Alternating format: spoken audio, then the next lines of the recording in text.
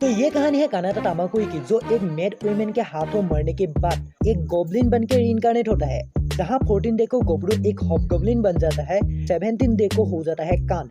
Goblins के कैद में रही वुमेन्स पॉइजन खाकर खुदकुशी कर लेते हैं, जिसपे गॉब्लिन साइलेंटली मौन भी करते हैं। ऑन द 26 डे गोबरू बाकी गॉब्लिन्स को ट्रेन कर रहा था, तभी उनकी और एक और गॉब्लिन की ग्रुप आने लगती है, जिसे देखकर गोबरू अपना शॉट उठाता ही है कि गोबजी उन्हें रोक के बताता है ये उनके ही एक्सपीडिशन ग्रुप है, which means they are your parents।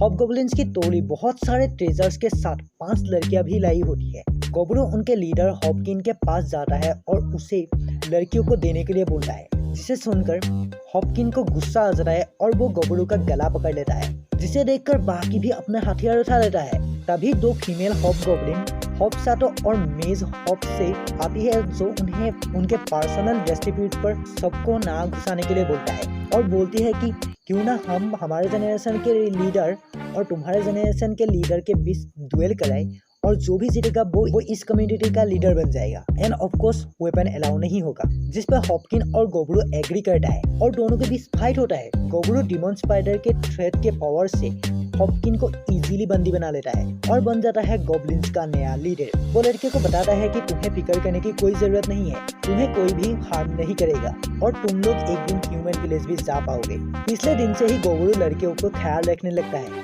गोबरू को पता लगता है कि जेंटल दिखने वाली गर्ल एक एप्रेजर, एक ब्लैकस्मिथ है, ब्राउन ट्विंस कुक और ट्रेलर है, और ग्लास वाली लड़की एक अल्केमिस्ट है, और रेड हेयर गर्ल एक वॉरियर है।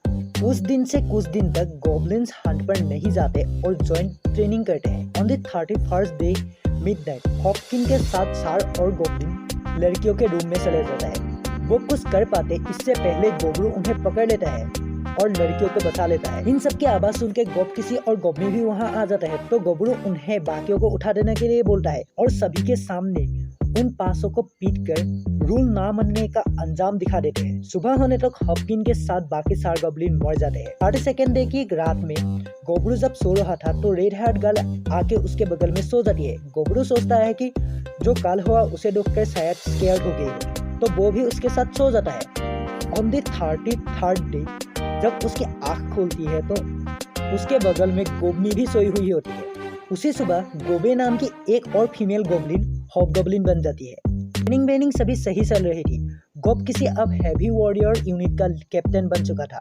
गोब में लॉन्ग रेंज, हॉपसातो लाइट वॉरियर यूनिट का, और गोबे अपनी सपोर्ट यूनिट के साथ लॉजिस्टिकल नेसेसिटीज को प्रोवाइड कर रही थी। हॉपसाई उस विलेज की एक लोटी मेस थी। उस दिन गोबरू ट्रेनिंग का भार यूनिट के लीडर्स पर छोड़कर फॉरेस्ट के अंदर तक चला जाता है और बहुत सारा शिकार करता है और खा जाता है, इससे उसे ऑसम पावर्स मिलते हैं। गोबरू एक ट्राइहॉर्न पर अपना फर्स्ट मैजिकल अटैक करता है और एक ही झटके में उसका सर गिर जाता है। घूमते घूमते गोबरू नॉर्थ फॉरेस्ट पहुंच जाता है, जहां एक रेड बियर रहता था। गोबरू देखता है कि उस बियर ने एक ट्राइहॉर्न हॉर्स का हार्ड आर्मर तोड़ के उसे मार चुका था। तभी गोबरू के पीछे रेड बियर आ जाता है।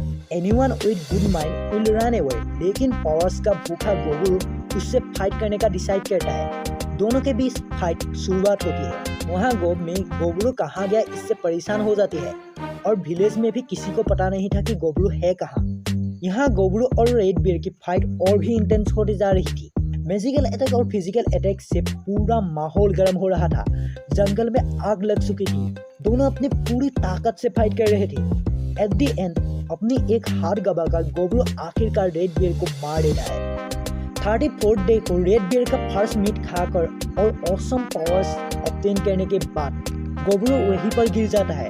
लेवल एक स्पेसिफाइड वैल्यू एक्सिट करता है, जिसके साथ गोबरू का lord slayer supremacy part god के लिए रिक्वायरमेंट क्लियर हो चुका था। On the verse of losing his consciousness गोबरू इवॉल्व होने को यस करता है। गोबरू की जब आँख खुलती है तो वो एक ओगर बन चुका था। जब वो अपने विलेज में आता है तो पूरा विलेज पैनिक हो चुका था कि एक ओगर उन पर अटैक करने आया है। तभी गोबनी वहां आती है और वो गोबरू को पहचान लेती है। गोबरू आई एम होम बोलता है, लेकिन गोबनी उसे एक किक के साथ गाली देने लगता है।